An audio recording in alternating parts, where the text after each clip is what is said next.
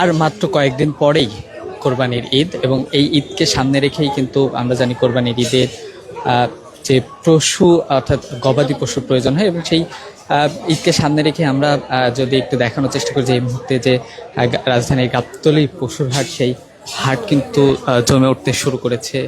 বিভিন্ন নামের গরু কিন্তু বিভিন্ন দেশের বিভিন্ন প্রান্ত থেকে রাজধানীর এই হাটে এসে উপস্থিত হয়েছে, এবং এর মধ্যে লালচান, কালাচান, ধলা পাহাড়, সম্রাট সহ অসংখ্য নামের অসংখ্য গরু কিন্তু খামারিরা তাদের যে বাড়ি সেখান থেকে নিয়ে এই যে রাজধানীর পশুর হাট সেখানে নিয়ে এসেছে কাঙ্ক্ষিত দামে বিক্রি করার জন্য। এবং যদি একটু বলি যে আসলে এবার সর্বমোট যে গবাদি পশু তার উৎপাদন কিন্তু 1,23,00,000 মতো, 1,24,00,000 মতো, এবং চাহিদা 1,01,00,000 মতো।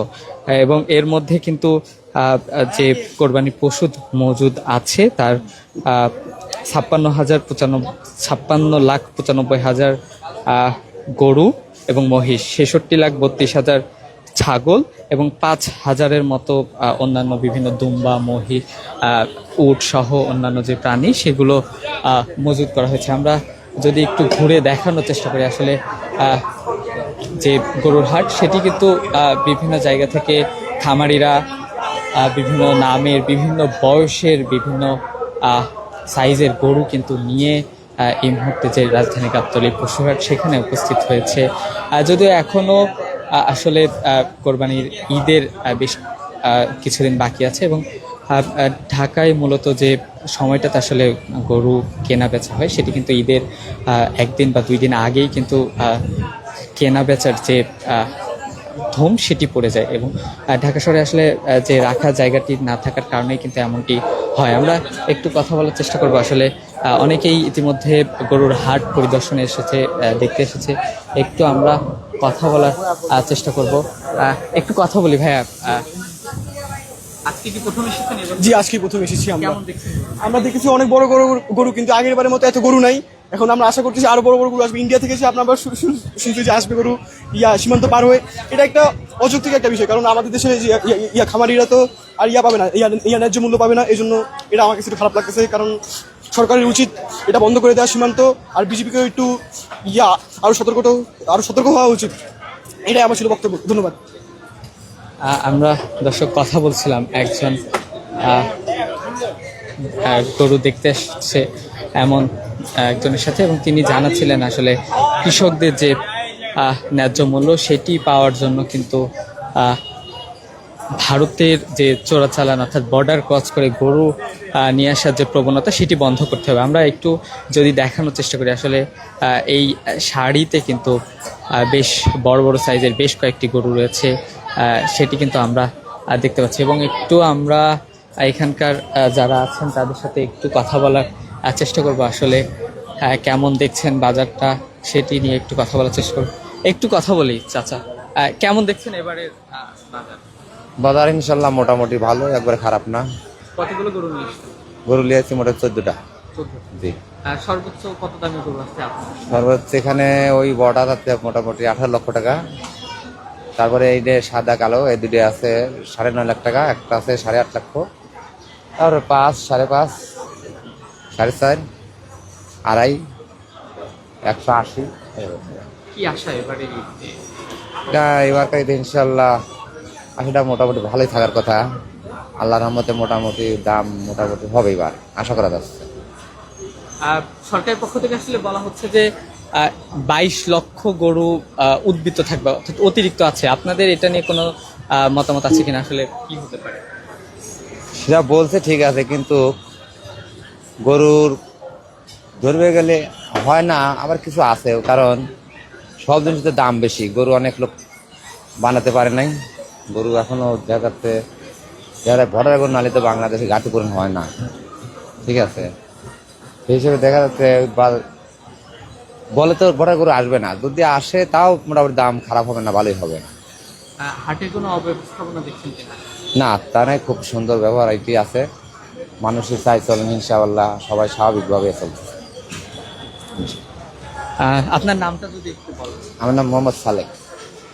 দর্শক, আমরা একজন ব্যবসায়ীর সাথে কথা বলছিলাম এবং তার যে গরুগুলো বেশ বড় বড় সেটি কিন্তু আমরা দেখানোর চেষ্টা করছিলাম। একটার দাম তিনি 9 লক্ষ চেয়েছেন, আর একটার দাম চেয়েছেন আরও বেশি। আর একটু যদি আমরা দেখানোর চেষ্টা করি, সাদা গরুটি সেটি বেশ বড় সাইজের গরুই কিন্তু আমরা দেখতে পাচ্ছি। এবং পাশাপাশি যদি একটু বলি যে আসলে এবারের যে বাজার বেশ গরম থাকায় কিন্তু কৃষকদের বেশ বেগ পেতে হচ্ছে বড় সাইজের যে গরুগুলো আছে সেগুলো নিয়ে। এবং আমরা একটু কিছু সময় আগেই আসলে এখানে দেখছিলাম যে একটি বড় গরুকে বারবার পানি দিয়ে যে মুছিয়ে দেওয়া হচ্ছে গরুটিকে বারবার, যেন কোনোভাবে গরম না লাগে। এবং এখানেও কিন্তু আমরা বেশ বড় বড় সাইজের কয়েকটি গরু দেখতে পাচ্ছি, সেটি দেখাচ্ছে। এবং আমরা এখানেই কিন্তু দেখছিলাম যে বারবার পানি দিয়ে গরুর গা মোছানো হচ্ছে যেন গরমে আসলে কোনোভাবে অস্বস্তিতে না ভোগে। আমরা একটু কথা বলার চেষ্টা করবো। ভাই, আপনার গরুকে একটু কথা বলা যাবে? আমরা কথা বলার চেষ্টা করছিলাম। আমরা এখানে যে গরু মালিক আছে একটু কথা বলার চেষ্টা করব। একটু কথা বলা যাবে ভাই?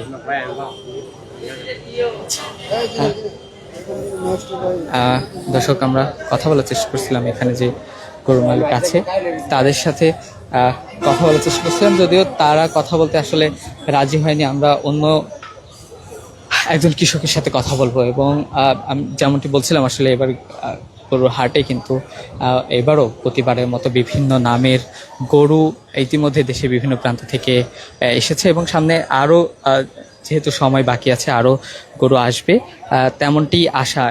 একটু কথা বলি ভাই, কোথা থেকে এসেছেন একটু জানাবেন? বাগেরহাটেতে কতগুলো গরু নিয়ে এসেছেন? 3টে করে নিয়েছি। কেমন দামে? দুটো 5 লাখ 5.5 লাখ, একটা হলো 25 লাখ। এখন পর্যন্ত বাজারের কি অবস্থা? কোনো কেউ দাম কই না। কবে আসছেন? আজকে সকালে।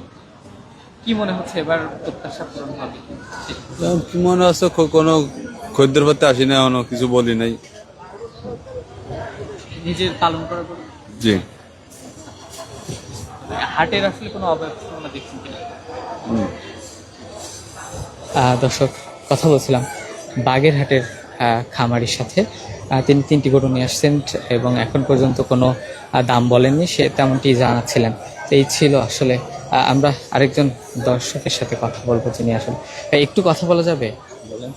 গরু দেখতে এসেছেন? হ্যাঁ, দেখতে আসছি। কেমন দেখছেন এবারে? আলহামদুলিল্লাহ, ভালোই তো। আরো তো কালেকশন মনে হয় ঢুকবো। কিনবেন কবে? কিনবো 2-3 দিন পর। আরো আমাদের এমনি ইজি এগ্রো আছে, ইজি ফার্মস লিমিটেড, কেরানীগঞ্জ রাজারবাড়ি। এখানে আমাদের গরু কালেকশন আছে। তারপরে দেখতেছি এখানে যদি কোনো কালেকশন হয় তাহলে আমরা নিব। কেমন দেখছেন গরু বাজার? হ্যাঁ, ভালোই তো দেখলাম। মানে ক্রেতা হিসেবে কেমন দেখছেন? এখনো দাম দর করিনি, দেখতেছি যদি ভালো লাগে তাই দাম দর করবো। ঠিক আছে, ধন্যবাদ।